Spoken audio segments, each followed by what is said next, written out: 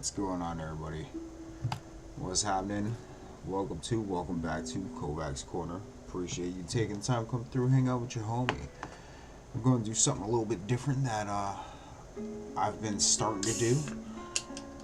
Is some react streams, and we're checking out like retrospectives a good majority of the time, done by other creators, which is pretty awesome to see. It's something that I'm interested in. Hopefully you're interested in too.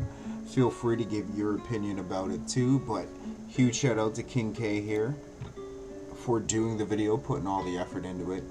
All credit goes to him. He did all the hard work. We're just here to have a good time, react to it ourselves, and give our own opinions about the video overall. Right? So make sure you check his page out, subscribe. He has a shit ton of video, 137 videos overall, and he goes into deep dives and depths about some stuff. And we'll probably end up watching some of those a little bit later on too, right? But overall, Ocarina of Time retrospective. So we all know about the Ocarina of Time, and if you don't, you're about to learn some shit, 100%. So Ocarina of Time, the original Zelda game for N64, came out in 1998.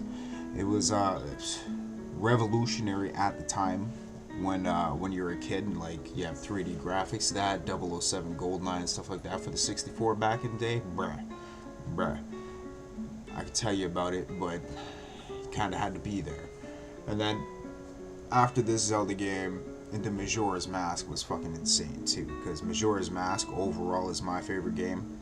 I haven't looked through all his videos, but after this video, if he does have one of Majora's Mask, we're going to check that out. We're going to check out a bunch of Zelda videos overall. But welcome to the quarter. Appreciate you taking the time. If you enjoy yourself, if you enjoy the video and stream and all that good stuff, feel free, leave a like, subscribe, all that good stuff. If you want to support the channel, feel free to. Don't feel obligated to. A like and a sub is all we need. And yeah, man, we're going to be hopping into it within a second. I'm going to say what up to Mama Jammas in the chat. What is good? What is good? What's happening, Blue Sky? What's happening, Lulu? Liquid Rex, what's good, homie? What's happening? Ocarina of Time is my second favorite Zelda. My first is the Oracle Ages on Game Boy Color. Yo, that was actually a really good one. I like the Seasons one on Game Boy Color. That was really fun. Me and my brother actually each had the separate games so that we were able to switch them out at when we got to that part, and it just continued what you were doing, which was actually pretty sick, right? 100% that was sick. Time to play Dirty and Duel Links, word. But yeah, Blade King, how are you? How's everybody doing? How's everybody doing? So I am going to be stopping the background music. That's why we are running some copyright-free background music right now for some Zelda. But let's hop right into it. It's a 51.5-minute video that we're going to watch, and we are obviously going to be pausing it at times. Make sure you check out the video yourself. The link is down in the description. Show the creators love, so on and so forth. But let's get into it, man. Grab a drink, roll a spliff, get it, and cheers. Right.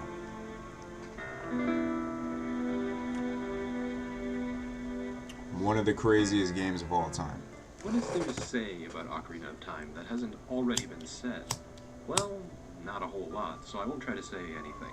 You all know what this game is. The first 3D Zelda game. There are a wide range of opinions on the game nowadays, but I think it's important to remember there was a time not long before the dawn of internet discussion that Ocarina of Time was hailed as a masterpiece of game design. For many people, it still holds that title, but there are an increasing number of people coming out of the woodwork to recognize the game's faults. It is, after all, the first 3D Zelda, and one of... Exactly. It's the first 3D Zelda.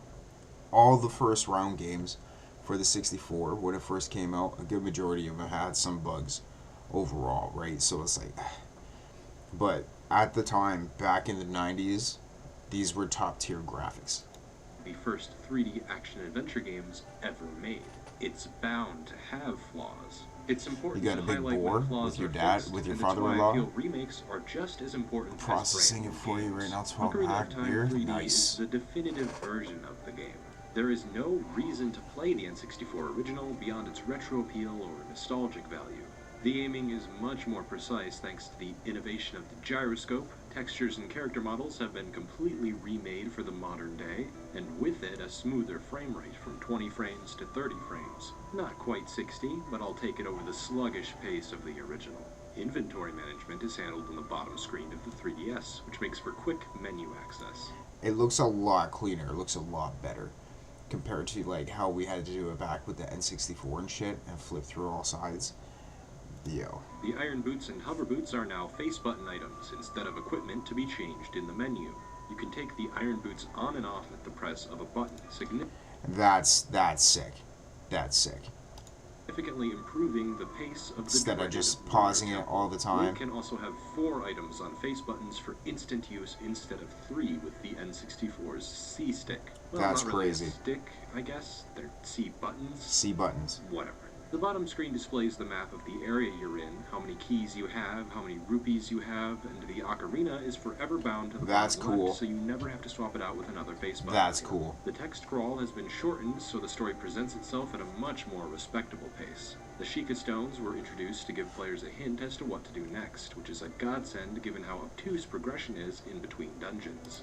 So this is kind of cool because he's showing it on the Nintendo Switch pretty much, right? That's fucking sick, man. That is dope. I didn't see it like this before. Like, blows my mind right now. That's The 3DS crazy. version comes with some new bells and whistles, like a boss rush, a packed-in Master Quest mode with redesigned dungeons and a mirrored map, similar to how Twilight Princess was handled across versions. I happen to believe it's That's simply crazy. inarguable that the N64 is anywhere close to the 3DS version. It's fine to still prefer playing the N64 version, of course, everyone has preferences, but there are almost no downsides to playing the game on the 3DS besides the smaller screen size. As a result, 3DS. this retrospective is going to be heavily focused on each game's remake, excluding the last 2 games which don't have any. You might as well call this a 3D Zelda remake discussion because they will be the foundation of my critique. There are plenty of other analyses of each original game out there for you to enjoy. I recommend the videos from Matthew Matosis and Retropolis Zone for Ocarina of Time specifically. So everybody can see, YouTube doesn't allow both end card and what is that? Annotations. So the links will be in the description. I think. Yeah. Okay. The 3DS version is clearly superior. Let's get into the actual game on offer here because not much has really changed. Same story, same dungeons, same items. What do I make of The Legend of Zelda Ocarina of Time 3D? Here's some context. I have significantly more experience playing 3D Zelda. If I'm honest, I've never gotten even a quarter of the way through A Link to the Past. Sorry, I know that's a death sentence in the Zelda community, but I haven't. On the contrary, A Link Between Worlds is the only 2D Zelda game I've ever finished and loved. The rest of my love for the franchise is rooted solely in the 3D that's cool. installments. As a result, I don't have much in the way of comparison to A Link to the Past. I do, however, see the difference between the design philosophy of Ocarina when compared to the first Zelda game. The first Zelda game was a pure adventure. It popped you into a world, said go, and it was all up to you. On It the forces NES. nothing on you. Hell, you can even skip the sword if you don't decide to enter the cave. I can't say I particularly like playing the original Zelda. There was a whole speed run thing that you do, where you don't even need the sword, in the first Zelda for NES. I find it extremely archaic and the combat is strictly limited to short stabs in the 4 directions Link can walk. This control scheme feels really outdated and it artificially enhances the game's difficulty in a way I don't appreciate very much. However, there is one thing I absolutely respect about the original Zelda. The sheer story. freedom it allows the player. You can go anywhere and do anything. Yeah. It might end up biting you in the ass if you aren't prepared, but that feeling of getting lost in a game, just exploring everything it has to offer without the constant nagging waypoint telling you where to go next, is a promising idea. Were it attached to a competent game, I'd be all for it. It's primarily why I enjoy the Soulsborne series so much. Ocarina of Time is the polar opposite. The freedom it allows is limited to the side objectives and a few dungeons you can do out of order. For instance, if you really want to, you can do the water temple before doing the fire temple, and you can also do the spirit temple before doing the shadow temple. That's crazy. That is the order Navi will push you toward, but it's an order you can do if you want. This makes for an incredibly linear story progression, perhaps rightfully criticized in sequelitis as being demonstrably worse than the design philosophy of the original. You have So with the original one, I just did the linear story overall. The linear story overall was like the dopest.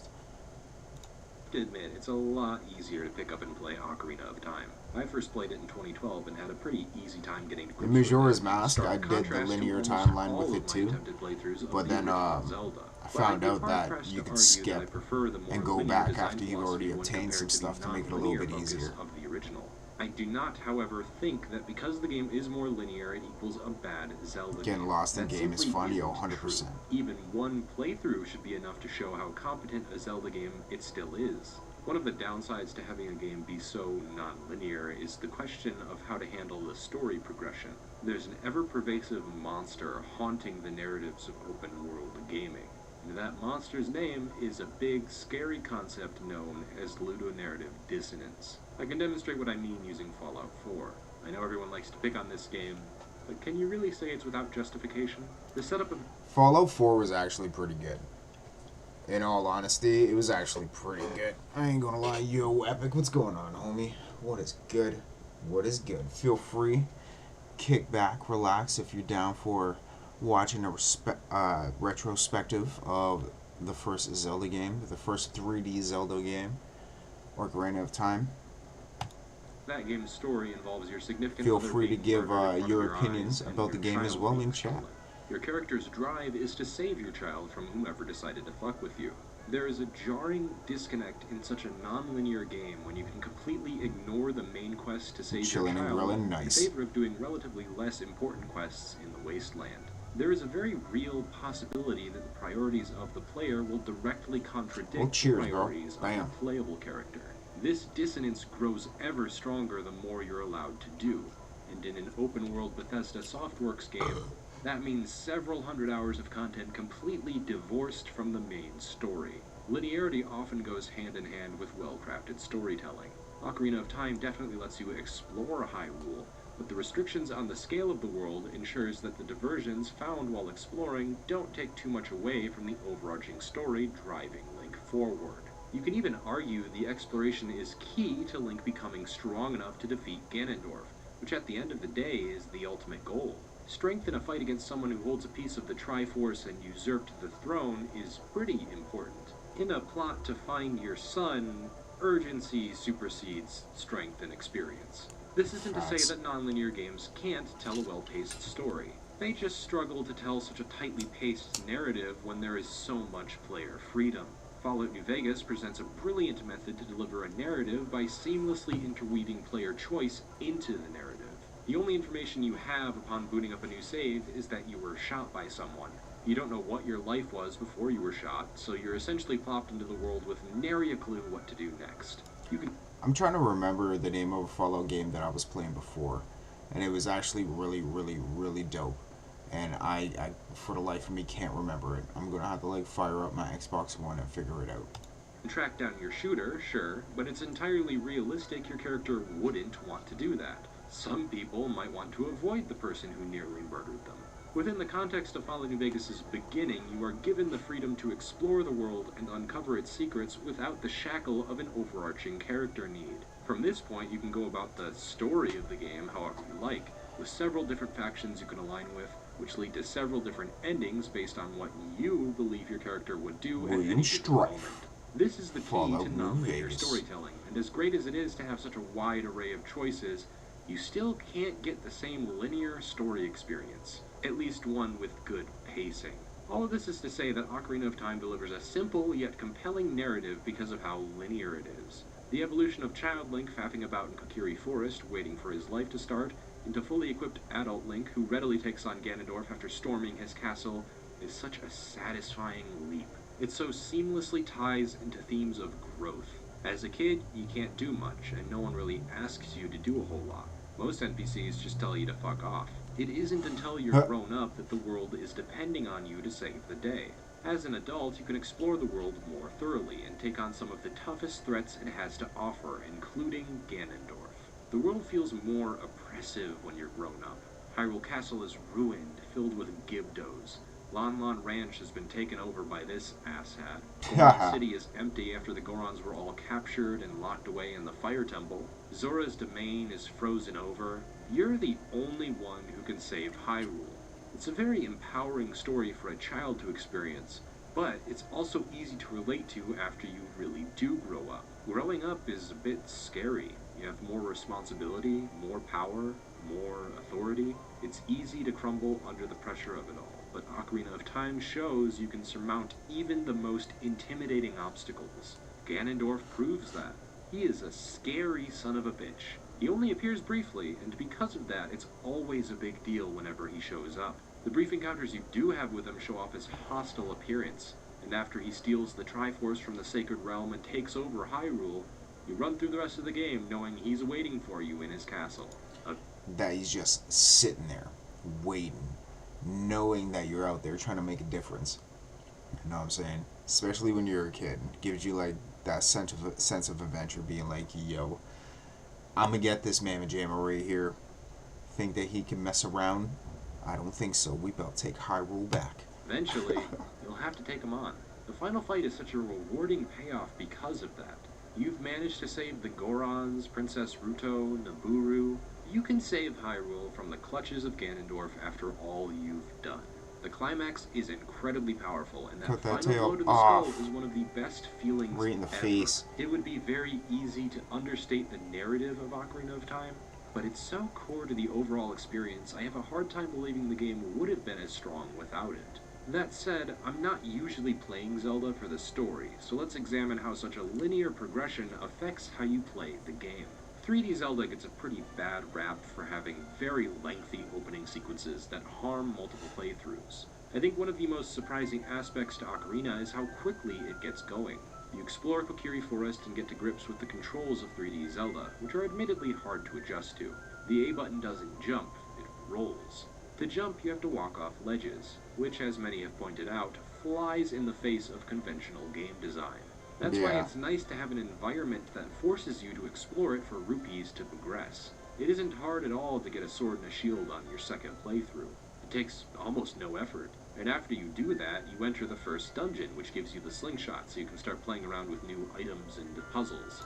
Slingshot was one of my favorite things to use in the game. I love the slingshot. Accessible is the perfect word to describe the opening of Ocarina. It takes almost no time at all to get going, while still allowing the breathing room for newcomers to get used to how Link controls. The first dungeon isn't necessarily anything to write home about, but it's a perfectly fine introduction to 3D Zelda's dungeon design on a basic level. You find the slingshot very early on, and it makes the dungeon a lot easier because you can now deal with the pesky Skulltula on the vines blocking your path, as well as the Keese that are tricky to deal with when you only have your dinky little sword. It's also the only way to get Goma down from the ceiling. The dungeon makes great use of 3D space. As you climb up the tree, it adds a sense of vertigo that you can't have in a 2D game. This height even allows you to interact with the dungeon, making use of your velocity when falling to break through the spiderweb in the central room. It also teaches you to light your Deku Stick to move fires to different locations, to light torches, or burn spiderwebs. You're taught this so that you're familiar with many of the concepts Ocarina of Time will use for puzzle solving. Lighting every torch in a room, for example, will be used time and time again for optional and mandatory progression. That was the most annoying thing ever. I friggin' hated doing that obstacle with the fire and stuff because sometimes you had a mission and the fire only lasts so friggin' long, and then if you buckle, bruh. Most of the dungeons have logic puzzles. Run out of sticks. Much like setting fire to a spiderweb, you need to know that sunlight will activate sun panels, or that bombs will break weak walls. It isn't until Dodongo's Cavern where you're overwhelmed with the amount of pathways you see just by starting the dungeon.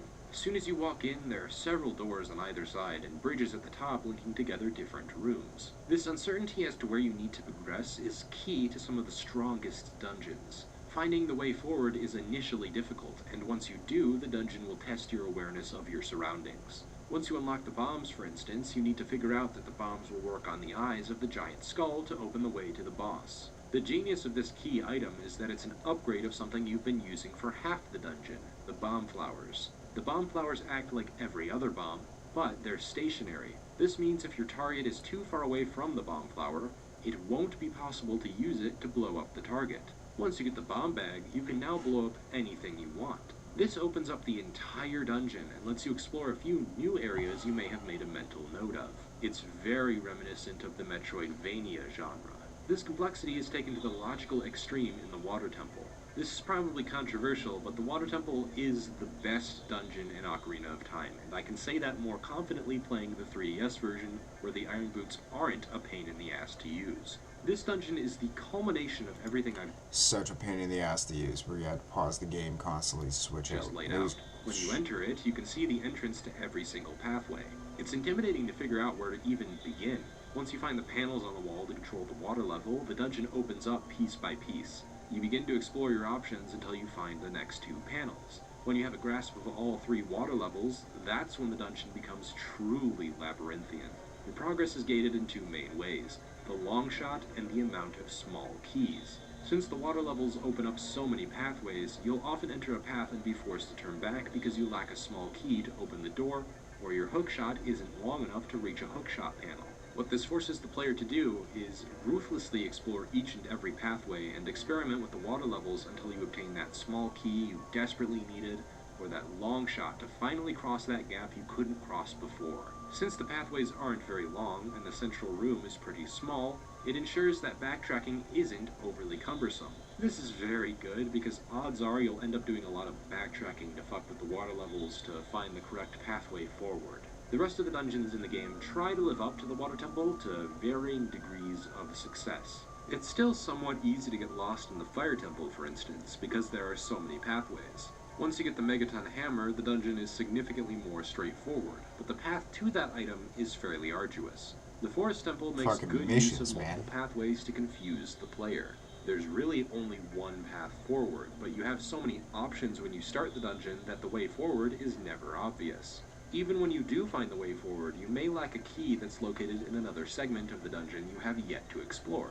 Additionally, once you get the bow, there are several areas where you can use it to progress or unlock secrets. These two dungeons don't quite reach the same complex heights as the Water Temple, but they're complex enough that they're fun to figure out. The Shadow Temple is the least successful at emulating the Water Temple. It's by far the most linear adult dungeon in the game.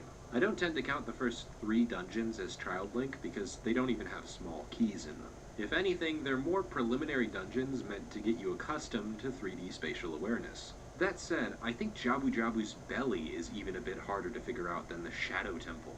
The major issue with the Shadow Temple is how much of a straight shot it is. There's a straight line through to the dungeon boss, and there are several detours on that path. Most of them are incredibly simple. Say there's a locked door. There's probably a detour right around the corner to unlock a small key to open that locked door. You can never have more than one small key.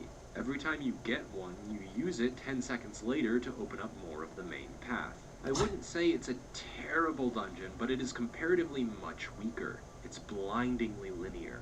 The Spirit Temple errs on the dangerous side of this linearity, but I think it's saved by the unique implementation of the time travel. Having to play the first half of the dungeon as Child Link is a major handicap. Child Link can't use the hookshot or the bow. He has to revert back to using his dinky sword, slingshot, and boomerang. He even goes up against enemies that Adult Link is required to fight, including the Iron Knuckle at the end of his segment. Without this, the Spirit Temple would probably be even worse than the Shadow Temple. It's very easy to figure out where to go next, and from there you progress from room to room until you get the boss key and go straight to the boss without much to think about. There may be even less branching paths than in the Shadow Temple. The reason I find this very important is because the actual puzzle solving is pretty hit or miss. So that's something that I liked about Majora's Mask, is all the temples were progressively, it got harder to like the last temple where everything you had to flip it upside down, flip it back. I was fucking nuts. That was crazy. There are some successful puzzles. I'm thinking specifically of puzzles like this one in the Spirit Temple, where you have to copy the actions of a floating mummy thing that mirrors your every move. Later in the dungeon, it becomes more complicated, having you deal with 3 of them in the same room, and with only one ring of fire to dispatch them. The reason it's such a good puzzle is because you're always actively solving it. It's not as if you figured out the solution as soon as you put 2 and 2 together. You're always figuring out how the things mirroring you move, and how to get them into the fire. Similarly, the silver rupee puzzles are great because you're always active when collecting them. Hookshot onto a panel, equip the hover boots to reach a far-off rupee, defeat a Beamos to uncover a rupee. You need to figure out how to get each rupee on the fly, and the introduction of stage hazards puts even more pressure on you to finish the puzzle as quickly as possible. The problematic puzzles are the ones you solve long before you complete them. Block pushing puzzles are easily the most egregious. In the Spirit Temple, you'll likely immediately figure out that you're supposed to push this sunblock into the sunlight to open a door. It's the process of this that makes it horrible. First, you have to move 2 of the blocks out of the way, and then start pulling the sunblock out of where it's trapped to get it over to the sunlight. This is a case where the puzzle was solved long before you complete it, because block pushing is so slow. I wouldn't be surprised if the dev team got a little bit too excited to implement context-sensitive actions that almost no thought went into how that would translate into a fun puzzle solving. Yo, that would suck. That straight sucks. I hate doing that, even in Pokemon, where you gotta move the boulders and shit. It's so annoying. Experience. It's an easy trap to fall into when dealing with new technology. The part that really ruins this is that there's no way to speed up the slow speed at which Link will push or pull blocks. Even when he gets the silver or gold gauntlets, he still pushes every block at the same speed. I'm willing to chalk this up to a simple oversight, because block pushing has never been as obnoxious in any other Zelda game except this one. At least they learn from it, right? Additionally, there are puzzles that make use of the 3D space. Be that an eye on the wall you need to shoot with your bow and arrow, or a hookshot panel hidden on a ceiling to make it to a high-up area. These aren't so much puzzles as they are tests of your spatial awareness. It's used most effectively when you do things like shoot an arrow through a flame to melt an eye panel. This is something the game never teaches you how to do, but it's the logical conclusion to the puzzle given how little there is in the room. It calls back to the logic puzzles I mentioned earlier. Most of the time, finding my way through a dungeon was much more satisfying than the puzzles I had to solve in them. While some of the puzzles are fairly weak, it doesn't take away from the feeling of accomplishment that comes from fully exploring every nook and cranny for optional items and extras. The way I see it, eye panels and bombable walls are just more unique ways to progress, as opposed to the dungeon simply using a door. Yeah, they might not be hard to figure out, but it's better than just walking up to a door and pressing the... It feels like more fun. Like you're working towards it, right? You're working towards your mission and what you're doing. You're actually having fun with it. The A button. The block puzzles, though, yeah, I can't really defend those. Feel you. How about the bits in between dungeons? They serve as an opportunity to test out some of your new items in the overworld, as well as dole out new bits of story, most likely from Sheik. Unfortunately, there are more than a few times where the logical next step is, well, illogical. The best example I can think of is after you leave Kokiri Forest. Saria gives you an ocarina as a parting gift, and you run off. To make a long story short, you use the ocarina to open a path to Darunia to hopefully get him to open the path to Dodongo's cavern. You try to play Zelda's Lullaby, and it doesn't work. He keeps saying he wants something he can dance to.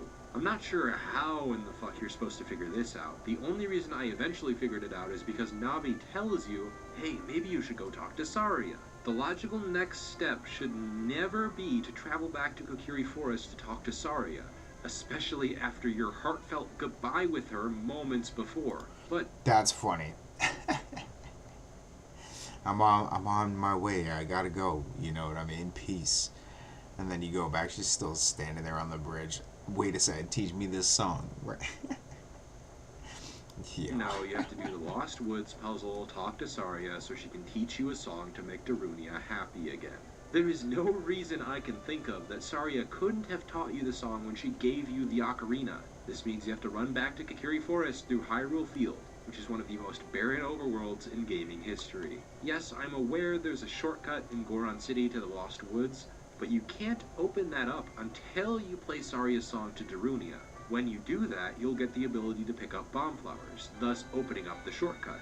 But until then, you're stuck hauling ass across Hyrule Field. Once you're done with Saria, you have to backtrack from whence you came, lengthening the Such a process of sick opening game. Dodongo's Cavern even more. I'm not sure how else to get this across, it's shameless padding.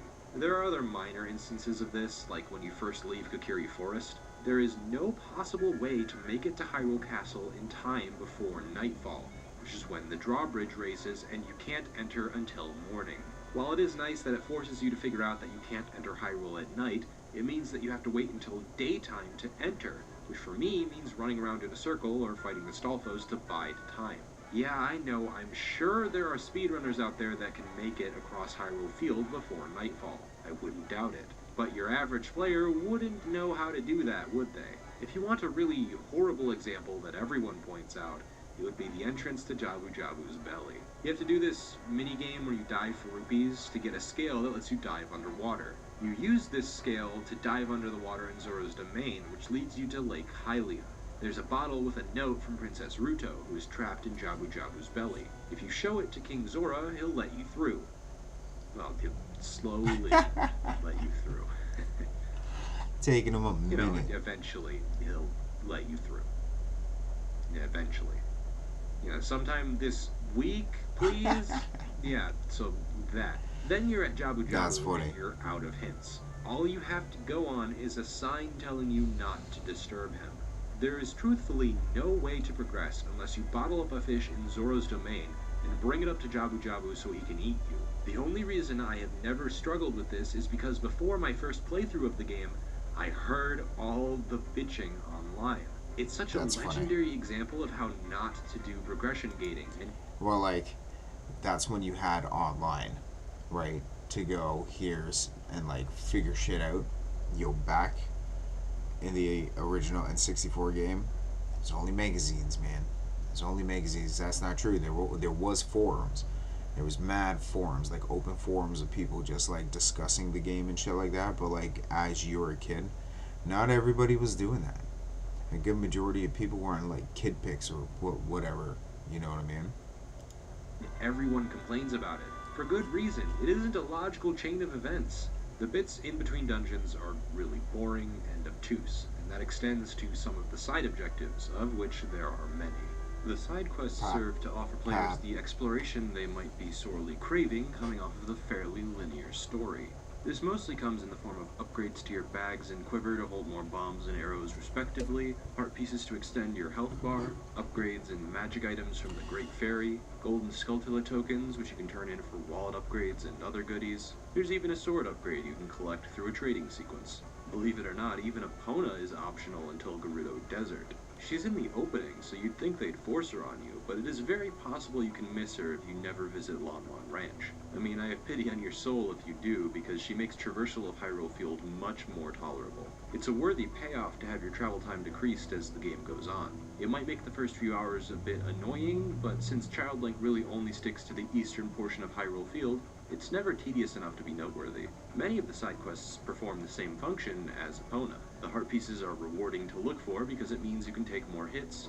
The magic upgrades from the Great Fairy are pretty cool, like having your magic and health meters essentially doubled. Additionally, finding upgrades makes Link feel more powerful as you trudge along. The Big Goron sword is a fantastic reward. You have to hold it with two hands, meaning you can't use your shield, but it is the strongest weapon in the game, ironically outclassing the Master Sword in almost every way. There are also mandatory upgrades that come in the form of dungeon items that serve the same purpose, but also offer some elements of Metroidvania to the exploration. For instance, after you get the bombs, you can bomb holes in the ground in Hyrule Field to find golden Skulltulas and rupees. I wouldn't say there are a ton of elements outside of this that truly make use of the dungeon items in the overworld. In fact, many of the side quests don't even require them. Kind of a shame there wasn't more overworld use for the hookshot as an example. It could have been cool to hide some hookshot panels in the overworld for a heart piece or a golden Skulltula. Their use is almost exclusively in dungeons. Facts. Fucking facts. Yo, what's going on, homie? What's happening? Surprised by how useful the hookshot and bow are to pretty much every dungeon. Items like the bow, hookshot, and bombs are Yo, by Marco, far the what's most happening, useful dog? items in the game. Welcome to The the bow corner. has combat applications, as well as the ability to hit faraway bombs or switches. The hookshot can bring Link to a far-off area, as well as collect golden Skulltula tokens and stun enemies. And the bombs can break walls, as well as defeat Beamos and other enemies. The rest of It depends on what the wall looks like, though, right? the items are poorly utilized outside of their respective dungeons. The iron boots really only serve the purpose of walking underwater. There are no other uses for it. Similarly, the Megaton hammer will smash blocks down in the Fire Temple and is sometimes used to push rusty switches or break rocks in the overworld. I'm disappointed in the Megaton hammer because it lacks the combat use of the bow and hookshot. It has such a short range that using it in combat over the sword is never a question. Just imagine using that during a boss fight. That would actually be pretty sick. I bet you could do mad damage with it.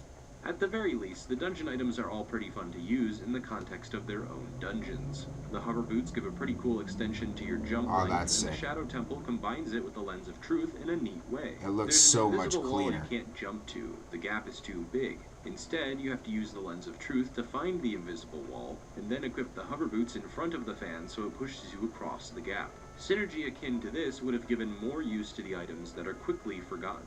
I've strayed a fair bit off topic, so let's go back to the side objectives exclusively. While many of them have rewarding extras, the process of obtaining the optional extras is occasionally frustrating. We'll take the golden Skulltulas for the sake of example. They use audio cues to clue you into their presence, then it's just up to you to look around for them and collect their token. Most of them are hidden pretty well, but there are a few that are needlessly obtuse. You can establish pretty early on that bombing trees will sometimes lead to holes you can enter. So when you see a tree next to Hyrule Castle, you'll maybe want to bomb it. Unfortunately, it won't work. If you don't have the Shard of Agony, you'll probably never know there's a secret under this tree. So, how do you open the hole in Playing the Song ground? of Storms, Even though open there's the hole. no other That's instance in the crazy. game that would lead you to believe this would work, if you play the Song of Storms, a hole in the ground will open. Now, if you're like me in this situation, you may feel like you've been slapped in the face. I feel similarly about the golden Skulltula hidden in the soft soil where you plant magic beans. The game never teaches you this, but you can collect bugs in empty bottles and release them over a patch of soft soil to reveal a golden Yeah. Skulltula. You can do this I for every remember patch that. of soft soil, and that consistency is why it's slightly more acceptable than that Song of Storms bullshit, but there's still never reason to think you could ever do something like that. You'll always know you can place magic beans, but never bugs. How the hell are you even supposed to know you can trap bugs in bottles in the first place? Bugs are never used for anything else. It's this aspect of Ocarina of Time's non-linearity that most reminds me of the original Zelda, and not in a good way. The Hold original on. Zelda's idea of progression was based on an extreme level of trial and error. It taps into the many ideas presented by René Descartes and Francis Bacon concerning the scientific method. Their works contributed to the idea that you can never truly know something until you've tested it, in the same way you can't know if there's a tree you can bomb until you've bombed every tree in the game. Just imagine taking the time, like the person that found out about that, took the time, bombed every tree, noticed that nothing was going on, and then went around and did that song at every single tree during a run. Like, think about it. Someone had to do that in order to figure that shit out. Or, like, go through the coding or something like that and broke the game down. You know what I mean? Like, that's... Come on.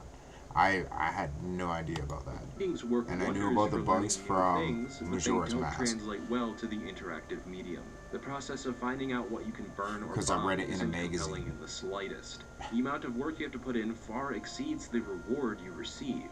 This is exactly how I feel about the more obtuse collectibles in Ocarina. The Skulltulas certainly aren't the only complicated side quest. There are also the trade sequences. There are two major trade sequences, one to obtain the Big Goron Sword and the other to obtain the Mask of Truth.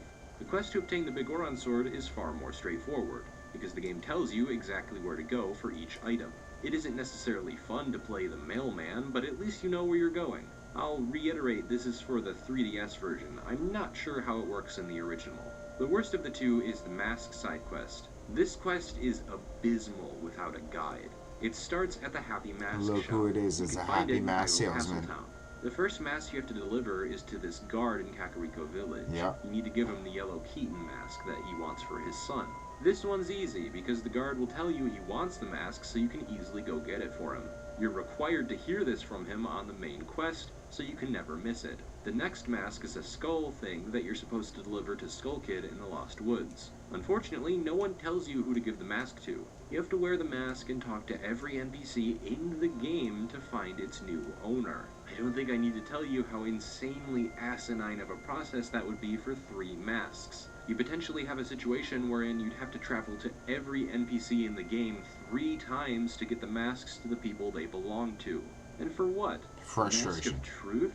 I mean, it's a neat mask. It can uncover bombable holes in the overworld and can talk with gossip stones, which give neat insight into some of the characters or miscellaneous events that you wouldn't otherwise get from the main story. Like how Malin holds the world record for fastest horse race at her ranch. However, this is in no way a worthy reward given how tedious the quest is, especially when you factor in that there's a Zelda wiki meant to compile all this useless information anyway.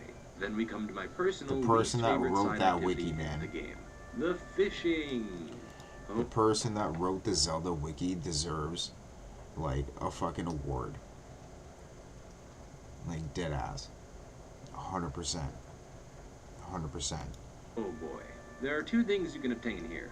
The heart piece and the golden scale. Truthfully though, there are 3 heart pieces you can get out of this ordeal, since there are 2 heart pieces that can't be unlocked until you get the golden scale. I'm not going to pretend I'm an expert at fishing. In fact, that's precisely the problem. The guy at the beginning tells you the basics, and it took me a little while to get used to how it controls, but eventually I found my footing. Apparently there's a secret sinking lure you can get after netting a big enough fish, but I couldn't find it for the life of me. The small fish are pretty easy to get, but those aren't what net you the big rewards. The much bigger fish, basically over 10 pounds, get you the rewards you actually want. Here's the issue. Mechanically, I'm still not really sure what the proper way is to reel in a fish. I have a general idea. When the fish is facing you, you're holding the control stick in the right direction. When it isn't, you aren't holding it in the right direction. But when you start coming up against the bigger fish, it's practically impossible to figure out where to hold the pole. You first have to find out where the sweet spot is, something I assume changes every 2 seconds because that's the biggest hurdle to cross by far. I try to slowly move my circle pad around to find the sweet spot, usually to no avail. If I ever do find the sweet spot where the fish faces me, I found that circling around very slowly counterclockwise will make sure you keep hitting all of the sweet spots that change every couple seconds. If you can do this correctly, I think this is how you fish. The major issue is with the first sweet spot. It's so hard to find that most of the time, the fish would escape my lure after 3 or so minutes of fucking around. If you fail to catch the fish, it swims to the middle, where unless you have that sinking lure, you can't catch shit. They're too far below the water to even notice your lure. This means you have to return the fishing pole, exit the fishing hole, re-enter the fishing hole, pay another 20 rupees to fish, then the fish will have respawned where it began when you first entered. Welcome to my world. I was at this stupid fucking minigame for a good 3 hours before I finally got what I needed. I'd rather play Big the Cat in Sonic Adventure 1 than this trite. Now, I do want to highlight some of the better side objectives because they do exist. The Gerudo training grounds are pretty damn fun. I'll admit, I've never used the ice arrows in my life. Not joking, never thought to ever use them, so in that respect, the reward is underwhelming. But the dungeon itself is cool, making use of small keys to find treasures at the end. Most of the heart pieces and sculptulas are very satisfying to find. Golden sculptulas in dungeons are perhaps the most rewarding to seek out. Many of them are hidden reasonably well, especially the ones where you're required to use the Scarecrow song, which in the case of the Fire Temple unlocks a whole new optional segment to the dungeon. At least collecting the 50 golden sculptulas you need is fun.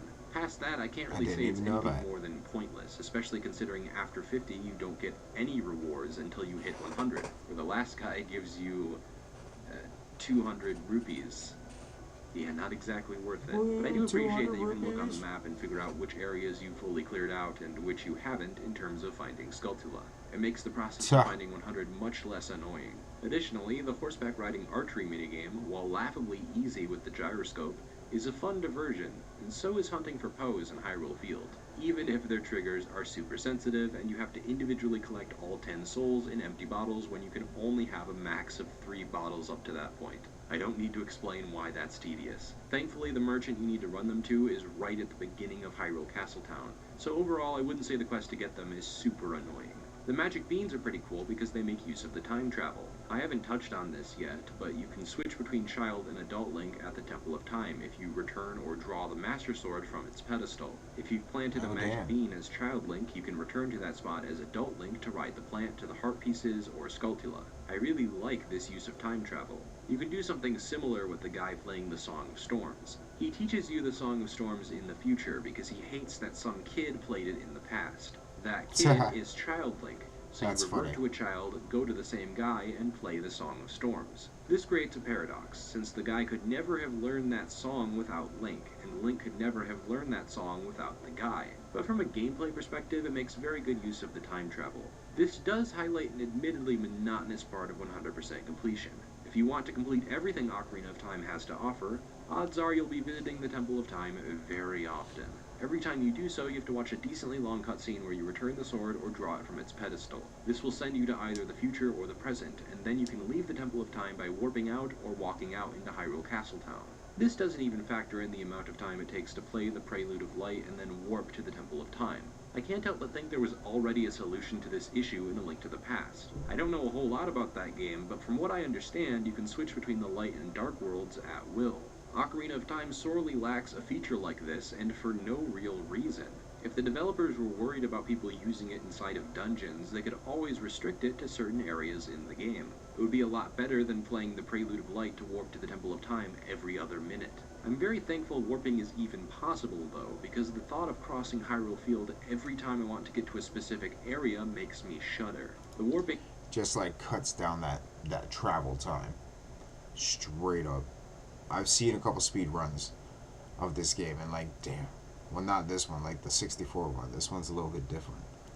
Is a relatively quick and painless process too, especially since you can check what the notes of the songs are on the bottom screen if you end up forgetting. Yet another saving grace of the 3DS remake. Ocarina of Time is a mixed bag when it comes to 100% completion, but I would say that going after most of the side objectives is pretty rewarding in the end. I'll probably never collect 100 golden Skulltulas again, but I would certainly collect 50 of them, as well as collect all the heart pieces and equipment upgrades. That feeling of progression is simply unrivaled in most other adventure games. I suppose I should touch on the one aspect of the gameplay I've neglected up till now, the combat. Combat in the 2D games was relatively straightforward. If there was an enemy, you turn toward it and press the sword button. In a 3D plane, it's much more complicated. Seeing from directly behind Link is more immersive, but it also means you can never have a full grasp as to what's around you at all times like you can in the 2D games. So, some form of camera control had to be implemented, and since the N64 only had one analog stick, reserved for movement, this means a bit of an awkward method of controlling the camera that's ironically become a bit of an iconic Zelda staple. You have to face a direction and press the L button to recenter the camera in that new direction. This is how you'll keep yourself aware of enemies around you. In order to ensure that combat flows better, Z targeting was introduced. If you press and hold the L button, or the Z button in the case of the N64 controller, you recenter the camera on that enemy. Link's controls change when locked on. Instead of turning when moving left, Link will now strafe around the enemy. Yeah, he can also do a jump attack and backflip when strafing that he can't perform in his normal state. His basic attacks include horizontal vertical slashes, as well as a stab he can perform when the analog stick is pushed upward. Additionally, you can spin the control stick around to perform a spin attack, or you can hold down the attack button to charge the spin attack for more damage. I'd be lying if I said the swordplay had depth. It really doesn't. The enemy AI is pretty poor. They often just hold their guard up and strafe around Link until they eventually attack you, leaving themselves open. The problem is they sometimes take a... Yo, straight dusted him from the side there, you see this? until they eventually attack you, leaving themselves open. The problem is they sometimes take a very, very long time to attack you. Since there's a lot of waiting involved in combat, I found myself spamming the spin attack more times than I would have liked. It's just too reliable a move for me to not spam it. Whenever there's an opening, a spin attack will always follow up that opening reliably, and occasionally it can cut right through enemies even during their guard. I'm thankful Link's other items can influence the combat. The hookshot can stun an enemy, giving you more time to follow up, and the bow can obviously damage enemies. It isn't a huge amount of variety, but it does serve to spice up the combat. He just took that out like no problem, quick time. That was sick. That was super sick. Even a little bit. And trust me, He used the grappling hook on the one in the back and then hit him again. Unfortunately, the Z Get them both targeting to drop at the isn't same perfect. time.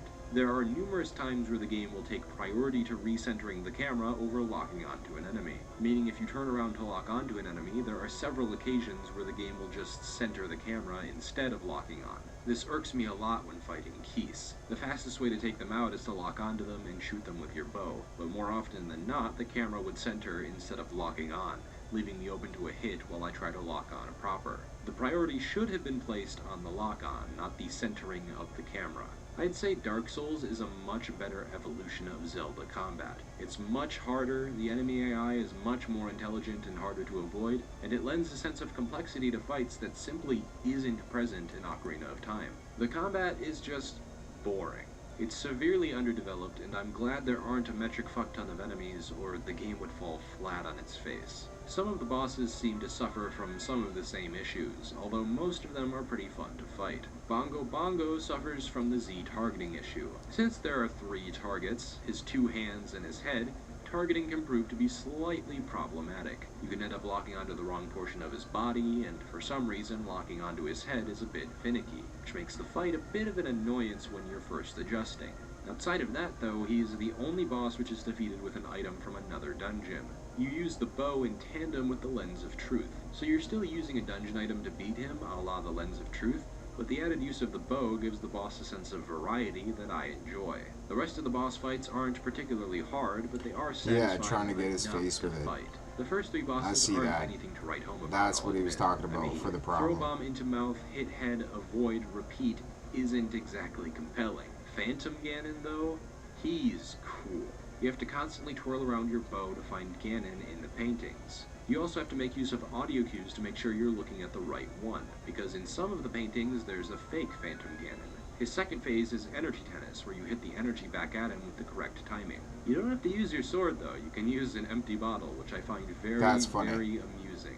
I'd also ask you pay attention to some of the videos I'm going to do later in this series. The Phantom Ganon fights all make use of the empty bottle, and it's fucking hilarious. I don't know why it's so amusing to me. I believe Kunrova is a similarly fun boss, although unfortunately you can't use your empty bottle to reflect their ice and fire beams. Instead you use the mirror shield to reflect them. A much more boring solution, but one that makes more sense in the context of the dungeon. You have to shoot the fire and ice beams back at them until they fuse together. Then you have to absorb either 3 of their fire or 3 of their ice shots until it overcharges them and you can attack them. Again, none of these bosses are incredibly challenging. Most of them are piss easy, but the majority of them require at least an ounce of thought to... Well, like, yo, you gotta think about it. The 64 game, when that came out, there's mad kids playing that, like 8 years old, playing that shit. So, like, they didn't really have a sense of what was going on, but they played that game, and they figured it out. It's crazy. And now that, like, I could see being older to do a bunch of research about a game in order to do all the research that he's doing, and then play through the game as doing the research about the game to help him 100% complete the game overall, which is like, that's crazy. Good for him for doing that. But it's like, damn, bro. For that, I think they're satisfactory. We didn't have that back in the day. Plus, none of them overstay their welcome. By no means the best in the series, but they are passable. Ganondorf is a little bit lackluster, though. His first phase is Energy Tennis, with the added bonus of shooting him with light arrows. It's kind of interesting because you can't lock onto him due to his immense power, but all that complexity really adds is that you just have to shoot him with your bow and arrow instead.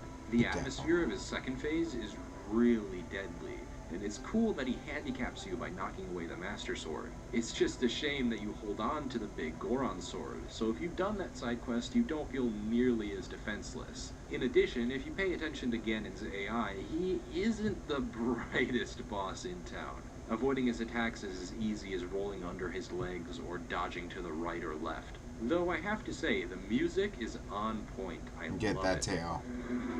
Get that tail, homie.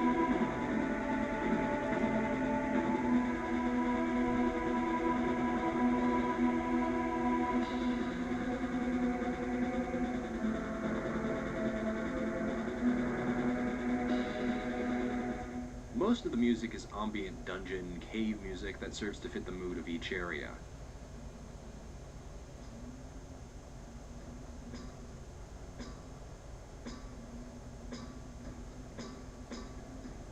all the dungeon tunes and dungeon musics.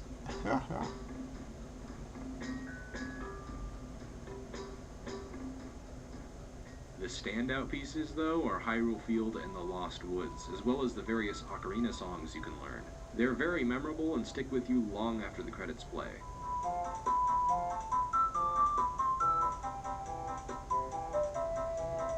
It's everybody's jam. It's how you know it's Zelda.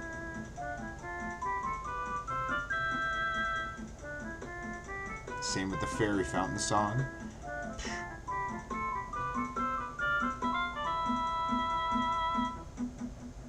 Thank you, Koji Kondo. Such a crazy game. This Graphically, game was it amazing. improves quite a great deal on its N64 counterpart, and is one of the better-looking 3DS games. Everything has been remodeled. The backgrounds actually have models this time around, so Hyrule Castletown looks decent. Aesthetically, it's pretty standard fare, although I think the dungeon designs are part of the reason they're so fun to play around in. What this game lacks in satisfactory puzzles, it makes up for in unique visual design to make each temple distinct. The Forest Temple is easy to distinguish from the Fire Temple, and so on. I will say that they all sort of look like temples. I mean, I guess that's the point. I would have liked a bit more unique visual variety, because a lot of them seem like they have the same structure. A lot of them look like ruins, a lot of them have similar looking doors and switches. Really, it's the colors and everything surrounding the dungeon that makes it look different. You know, the Forest Temple is green, the Fire Temple is red, the Water Temple is blue, but a lot of them just look too similar for my tastes. Let's talk about the frame rate. You know, even if it's only 30 FPS, it's much better than the laughable 20 FPS of the N64 version. My god, that game runs terribly. I'm obviously disappointed the remake couldn't have targeted 60 FPS, but I mean, fuck it. I guess I've come to expect 30 now. Wouldn't you want, like, for nostalgia's sake, to get this game and for it to kind of run just maybe a bit fast? Obviously, it's like a little bit faster, right? But like to have that look and feel to it, or like, would you want it to have the proper texture for the 60 frames a second? Nowadays, I am one of those PC Master Race snobs that takes nothing below 60 after all. Before we end the video, I suppose I should touch on Master Quest. It only changes how the dungeons are designed. It doesn't change anything in the overworld or any of the side quests. In the 3DS version, it mirrors the world as well, making it a bit more challenging on a repeat playthrough where you're familiar with a specific layout. For the most part, the challenge of Master Quest is its greatest asset.